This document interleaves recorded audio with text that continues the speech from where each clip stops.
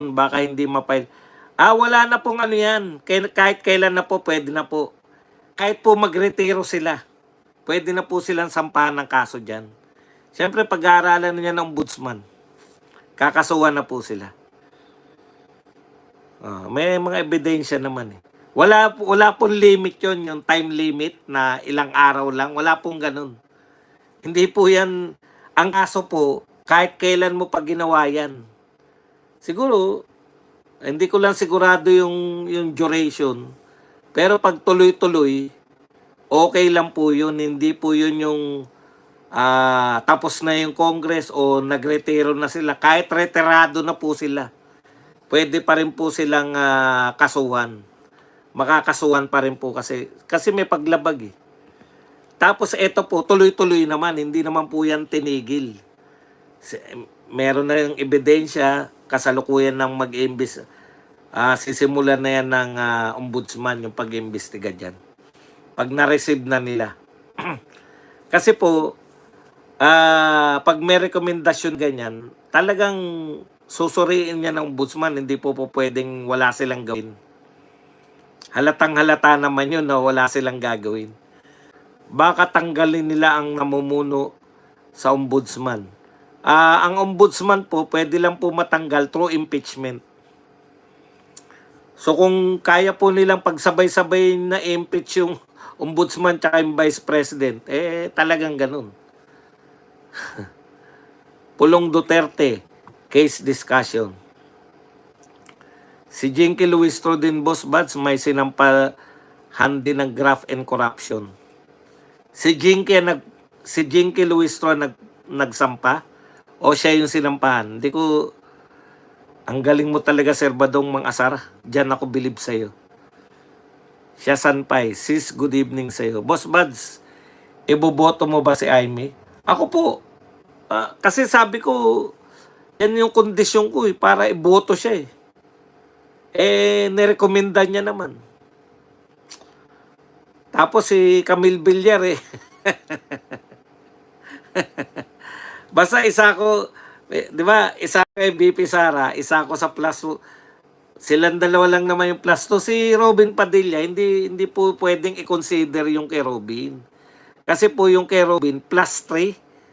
Duterte ni plus 3, hindi po pwede yun. Magtatanggal ka na isa sa Duterte.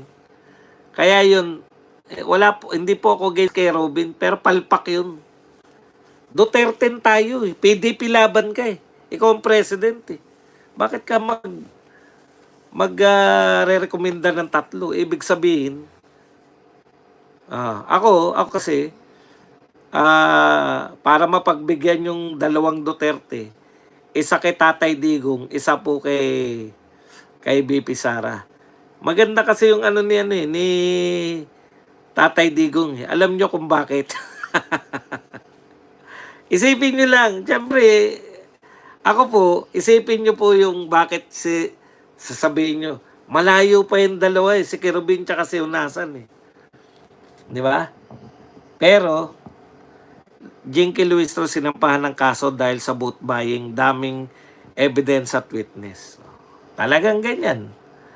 Nagpapakita kayo, pinagmamalaki kasi nila eh.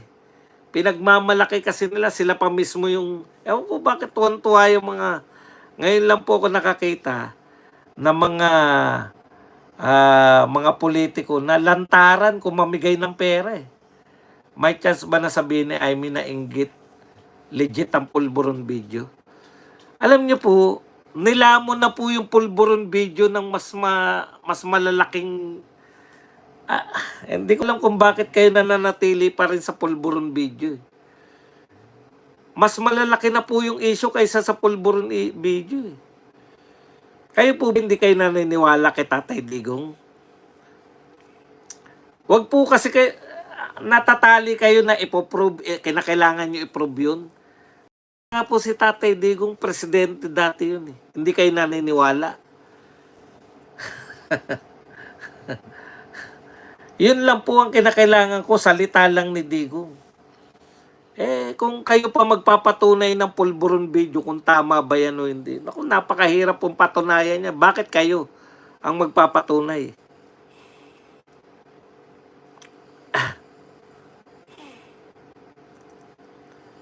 Tinuruan mo ako, di tumiwalag ka na sa kulto. Bakit mo sasabihin na si Duterte po, si Sara Duterte, Duterte din po yun. Di ko po alam kung bakit nyo po minamaliit yung kakayahan ni Sara Duterte. Alam nyo po, si Sara Duterte po, future president po natin yan. No? Nagkasundo na nga sila. Dati po, may iba talaga eh. Si Sara Duterte, may iba po talaga eh. Ngayon po, nagkasundo po sila sa Duterte. Invite Kiko Bam sa Inidoro join live as guest. Kiko Bam ang pangalan. Boss Bad, si BBM mabilis sa aksyon. Tanim ngayon, harvest agad. Duterte tayo plus Pia Cayetano. Hindi po. Sino po ba nag-endorso kay Pia Cayetano? Sino pong Duterte nag-endorso kay Pia Cayetano? Alam niyo po, dati silang Duterte, di ba, yung mga Cayetano? Imagine niyo po, bakit hindi po sila inendorso ng Duterte? Dapat nag-iisip rin kayo. Hindi po natin hindi naman po bahala na po sila, may mga utak po yan. Ang sinasabi ko po, Duterte, ang mga Duterte po ay Duterte, di ba? Lahat po ng Duterte, Duterte. Plus 2. Yun. Ang plus 2 po natin, mamimili po kayo. May dalawa pong nirekomenda si Tatay Digong, si Hunasan tsaka si Kerubin. May dalawa rin pong nirekomenda si BP Sara, si Amy Marcos tsaka si Camille Villar. Boss Bad, sa napansin ko ngayon under BBM, maraming mga politiko na naging bobo, hindi ba? Ay, hindi po. Matatalino po yan. Matatalino po yung mga ano na yan. Ang akala lang nila, kaya po sila ganun mga tuwiran. Siguro nasasabi niyan dahil yung mga katwiran nila parang bobo. Binobobo nila tayo. Good PM, Sir Bads. Malapit na pala mag-retire si Ombudsman. Susunod na Ombudsman, si Bongbong Marcos na ang magano. Boss Bats, dito sa amin, si Manix Dalipe, hindi na mananalo kasi alam na namin kawatan pala siya. Uto-uto ni Tamba. Boss, uto ba yung narid ang bahay ni Tatay Digong? Hindi po, dahil nabantayan na ang daming tao ron eh. Nakapagbantay po yung mga taga Davao. Marami pong punta. Hindi po narid. Sir Bats, ano nangyari sa pagsugod ng CIDG sa Davao? Alam ko po, wala pong sumugod. Kaya sabi po ng CID police, may nakita ko kanina na fake news daw yun. Boss Bad, si Amik TV 45, galing siya sa Hague, bumisita kay Tatay Digong sana all. Taga ron po siya sa Europe eh. Taga UK po si Amik. Boss, 5 na lang pala ang alyansa. Hindi naman. Buo pa rin naman daw sila. Mga congressman ngayon, wala ng prinsipyo dahil sa naghangad na pondo. Inday Sara TV. Boss, parang may asim pa si Auntie Claire kesa kay Attorney Conti. Si Auntie Claire nadadaan pa sa nadadaan pa sa tawag doon? Filter. Pero si Conti. Thanks, Sir Bad, sa info. Sir Badong, inisa-isa rin ni Inday ang lahat ng pumirma sa impeachment niya. Grabe, no? Yan ang gusto natin kay Inday. Taga-samba yan si Dalipe.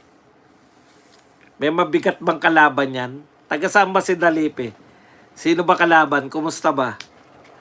Pucha. Yun ang maganda kay Inday, no? Hindi siya takot. Hindi siya takot na puntahan yung mga umaaway sa kanya. 'Di ba? Sir Bads, totoo ba yung ban na si BP Sara sa Bacolod? Sa stage nung hindi, sa stage lang nung mga kalaban niya, ban siya ron.